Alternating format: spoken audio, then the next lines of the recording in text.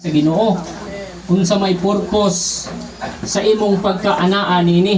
What is the purpose of your existence in this world?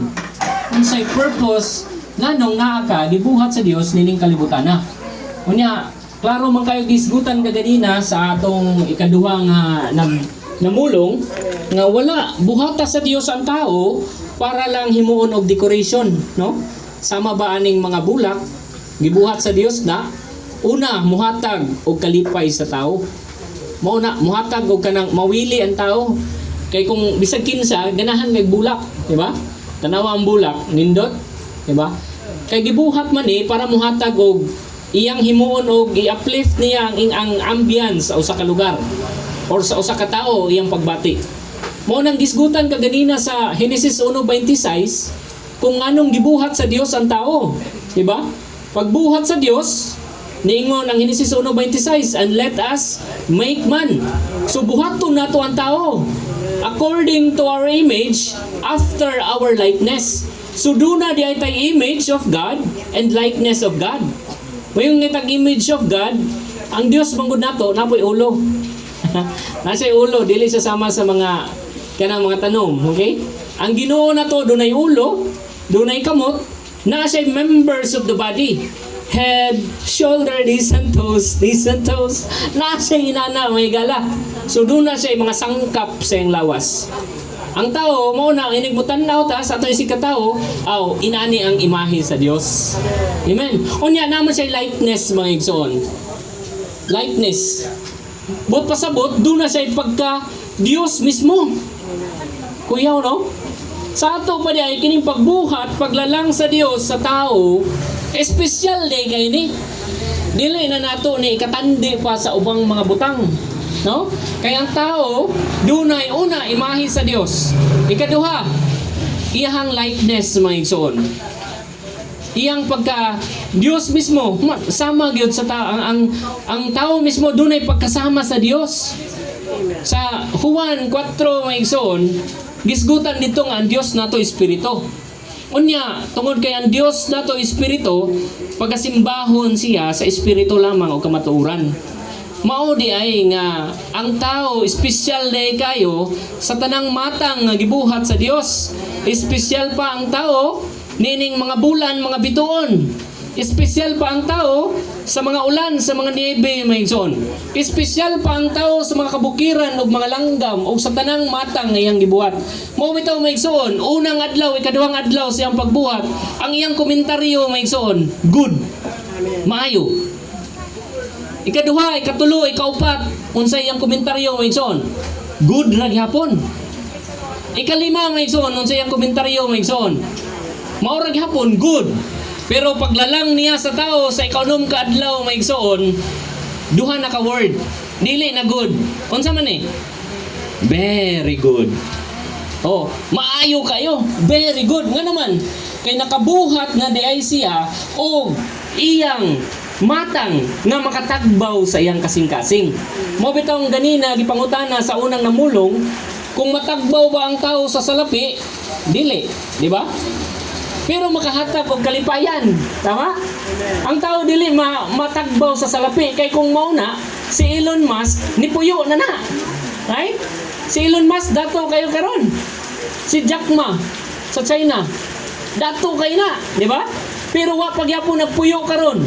Nagpadayon og ugmad, nagpadaghan sa ilang kwarta. Tingnan naman, why katagbawan ang kasing-kasing sa tao?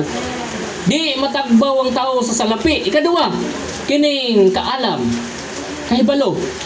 Dili matagbaw ang tao sa kahibalo. Kay daghan na kayong PhD karon.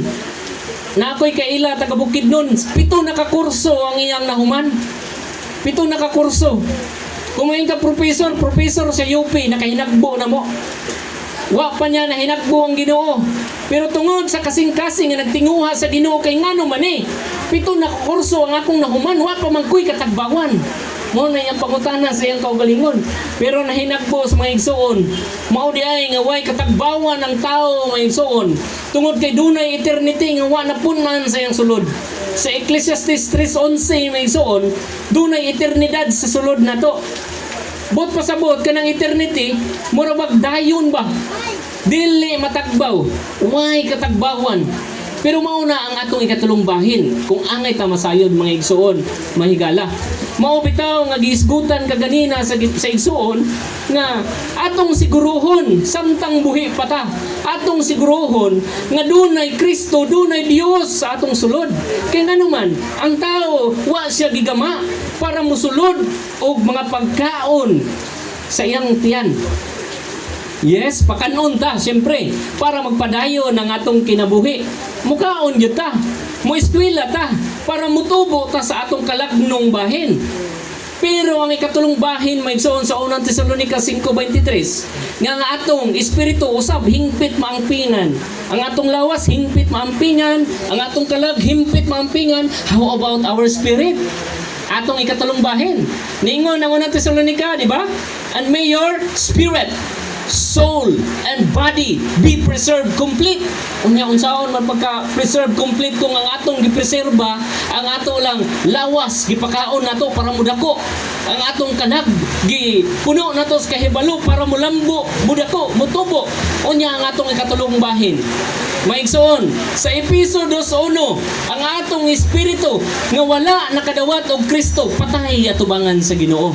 Kung patay atubangan sa Ginoo ang atong espiritu maigsoon, nanunsa man nato pagsimba ang Ginoo sa Juan 4 maigsoon. Kay ang Dios espiritu man pagasimbahon sa espiritu. Dili gyud nato masimba ang Ginoo. Dili gyud ta makahatag og habog nga pagdaig sa Ginoo. Nga naman kay patay ang atong espiritu. Buot pasabot, kinahanglan mabuhi ang atong espiritu. Kinahanglan ma-enliven ang atong espiritu maigsoon mahigala. Sa unsang paagi, dili sa atong kaugalingong paningkamot, kundili sa pagbuhat sa Ginoo, pag-agi sa tanang kahikayan. Our Lord Jesus from the heaven mga igsoon, no? He is God in the heaven. Pero nisulob siya sa tao mga igsoon, sa lawas sa tao. Nag-incarnate siya mga igsoon. That is a process of our Lord Jesus. Nag-incarnate siya, nahimo siyang tao mga igsoon, gipanganak sa pasungan. Unya, nagkinabuhi sa yuta sulod sa 33 ug tunga ka tuig. Sa iyang pagkinabuhi, niagi siyag mahigugma, niagi siyag masubo, niagi siyag kasakitan, busa, kaya kayo niya. Kaya kayo niya bation ang atong pagbati maigsoon, bisan pa ang pagtintal sa yawa. Mao na maigsoon mga higala, kitang tanan, kinahanglan makakita ta ani maigsoon nga atong Ginoo niagi aning kahikayan para unsa? Para buhion ang imong ikatulong bahin nga mao ang espiritu. Ngano man brad, nganong kinahanglan man buhion? Ngano man kay di ay ang plano sa Ginoo mao man nga ang tao ingon sa Roma 9:23 nga sudlanan ang espiritu mabuhi og kasudlan og Dios. Mao bitaw giingon ganina sa atong MC maigsoon nga dunay katulong bahin ang tao nga mao ang Efeso 2:22 nga ang espiritu nga mao'y gitinguha sa Ginoo nga mahimo niyang puloy-anan.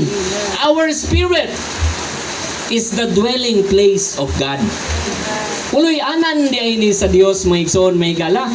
Mao na nga bisag unsa paningkamot sa tao, pagpadato, pagkuha og nagkadaiyang mga kurso, wa gihapoy katagbawan. Nganuman, kay sa iyang sulod, why dunay usa ka bahin nga wala natagbaw. Ang atong lawas gibuhat man para mukontak sa mga pisikal nga butang. Kay nganuman, kani manggog nga bahin nabilong ni siya sa mga physiological realm. Busa, makakaon ta, makainom ta, kay doon namatay lawas. Pero ang atong kalag mga igsoon, dili ni siya para sa pisikal. Nagkoordinar ni silang tulo. Ang atong kalag, doon ay tulo ka bahin, huna-huna, pagbati, pagbuot. Huna-huna, kasudlan sa kahibalo. Pagbati, mga igsoon, kasudlan o gugma. O unsa bang butang nga iya sa psychological mga igsoon. Ikatulong huna-huna pagbati o pagbuot, nga magbuot ka, mag-decide ka sa imong kagalingon. Pero ang atong espiritu usaray pangsyon mga igsoon. Ang musulod ra gyud og Ginoo.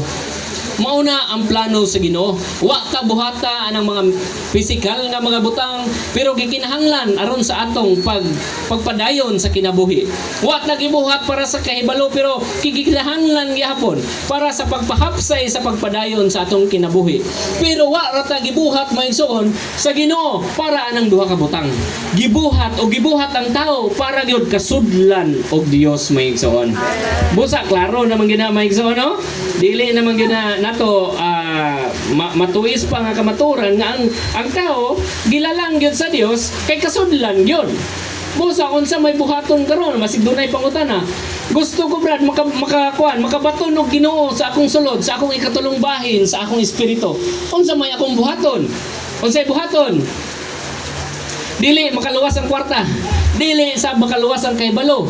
Ningon ang Mateo 4:17. Unsay gingon dinhi? Repent.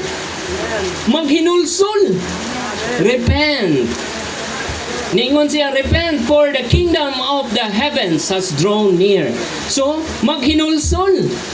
Unya, kingdom of the heavens, unya maghinulsol. Unsa day ning maghinulsol? Ang paghinulsol maigsoon dili ang paglupasay o pagsubo-subo maigsoon. Ang paghinulsol mao ang pagliso sa atong kasing-kasing ngadto sa gingharian sa Dios. Klaro man ni sa Mateo 4. Klaro kayo gyud ni di na angay pangilalis gyud. Mateo 4:17, repent for the kingdom of the heavens has drawn near. Padulong na daw ang kingdom, ginharian sa Ginoo. Kita pod palayo, busa iliso ang atong kasing-kasing atos Ginoo kay paduol na ang gingharian. Klaro kayo nga butang, di na angay pa ilalis. Ikaduha, unsay buhaton? Believe. Believe, basig malanganin taning believe ha. Unsa man ang believe nga higisgutan sa Biblia. Sa Roma 19 gingon dinhi, if you confess with your mouth Lord Jesus, subot pasabot ang imong mga baba musugid o Ginoong Hesus.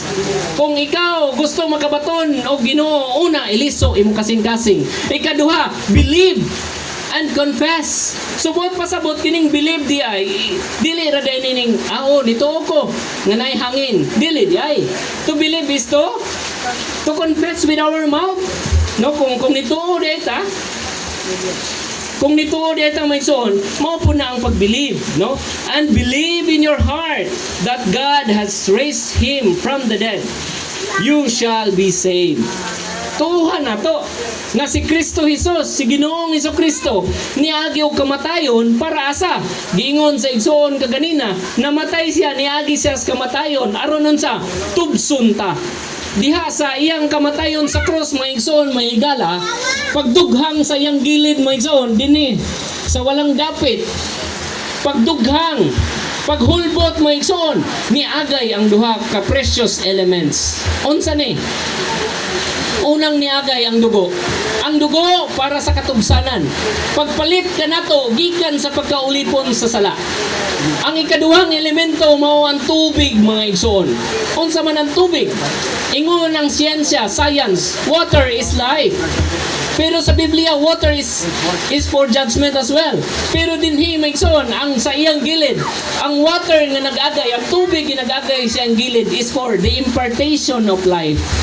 Pagpaambit og kinabuhi. Mo nay nindot kayo diya nga nahitabo sa cross, no?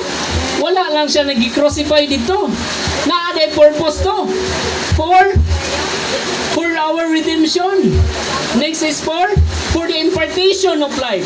Pagtubos, katubsanan o pagpaambit sa iyang kinabuhi. Klaro kay na maigsoon nga kanang iyang pagka-crucify ni Ginoong Hesukristo sa cross. 2024 lang katuig ang nilabay para di ito kanato. Para dito kanatong mga makasasala. Para dito kanato nga bisan pa nagbuhat na og maayo, makasasala ra gihapon ang atong kahimtang. Para dito nato maigsoon. Mo sa una, mo tuo, mo repent. Next is mo believe. And then mo confess mga igsoon. Amen. Next, unsay buhaton mga igsoon? Nituo naman ko. Nituo nakata mga igsoon?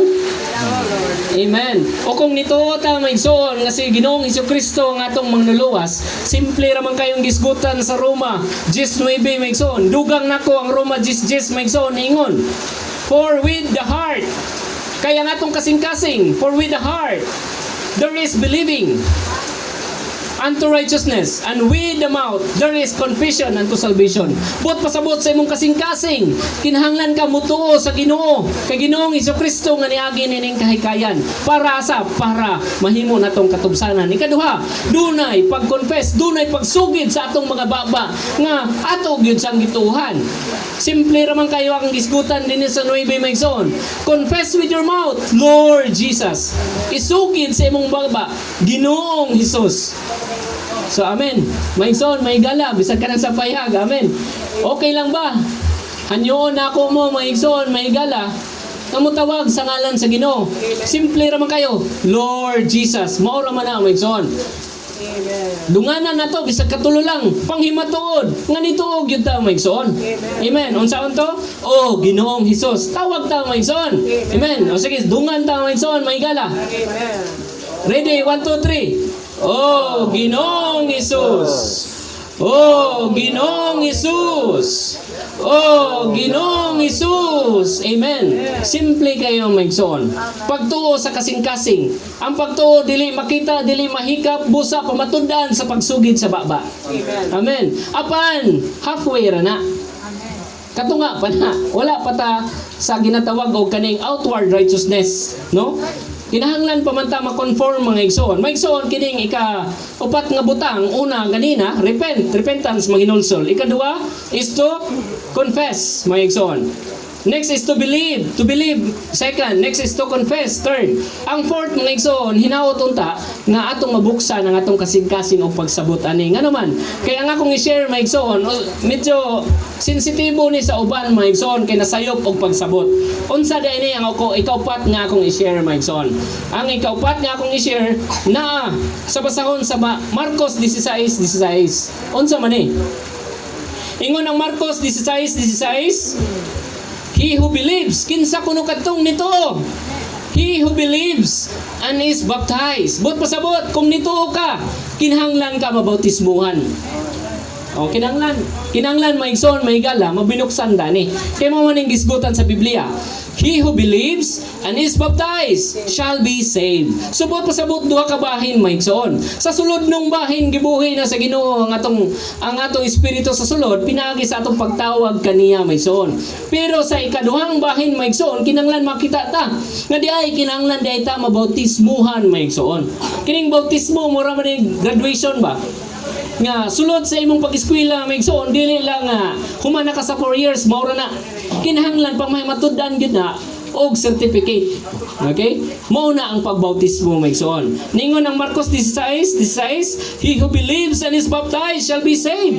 But he who does not believe shall be condemned.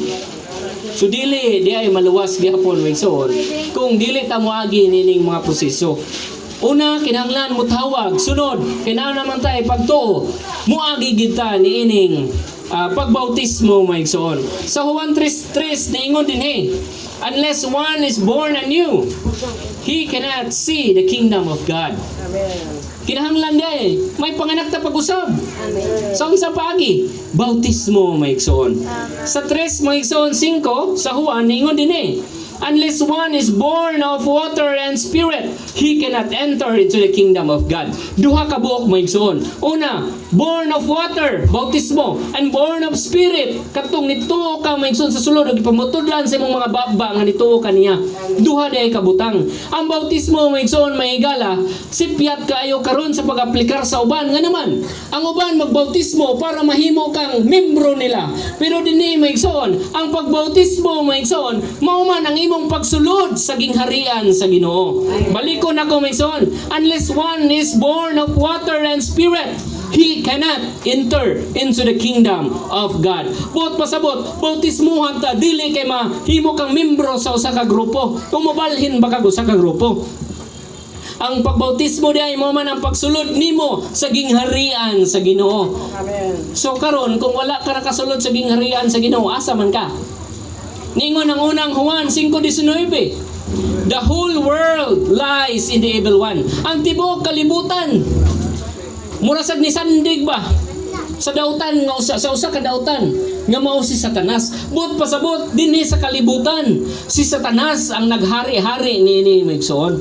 Mao nang gikinahanglan gyud ta musulod gyud diha sa gingharian sa Ginoo. Pinagi una sa pagtuo, ikaduha pagbautismo maigsoon. Mapipanganak ta maigsoon. Maigsoon ang Roma 6:4 ningon, we have been born therefore with him through baptism into his death. But pasabot di ang bautismo di ay mo'y pagsulod nato sa iyang kamatayon. Kunya paghawas nato sa tubig nausa pud ta sa iyang pagkabanhaw. Hinaot unta klaro ni nato maigsoon aron dili taon niya paninglan si Ginoo sa umaabot diha sa iyahang kaning judgment seat mga igsoon. Ningon ang unang Korinto 6:11, but you were washed, but you were sanctified, but you were justified in the name of the Lord Jesus Christ and in the Spirit of our Lord, of our God. But pasabot mga igsoon, iya tang gimatarong, iya tang gihugasan mga igsoon, iya hatang gisanctified, iya hatang giwash, iya hatang gijustified mga igsoon. Kinahanglan makita nato ang panginahanglan karon mutuo og musulod sa pagbautismo mga igsoon. Ang tao makasasala gyud ningon ang atong gibasa kaganina nga basahon. Unya sa Roma 6:23, bisan pag makasasala ang tao ningon ang Roma 6:23, ang bayad sa sala mao man ang kamatayon maigsoon, pero ang gasa sa Ginoo mao ang kinabuhing dayon diha kay Ginoong Hesukristo nga atong Ginoo. Amen.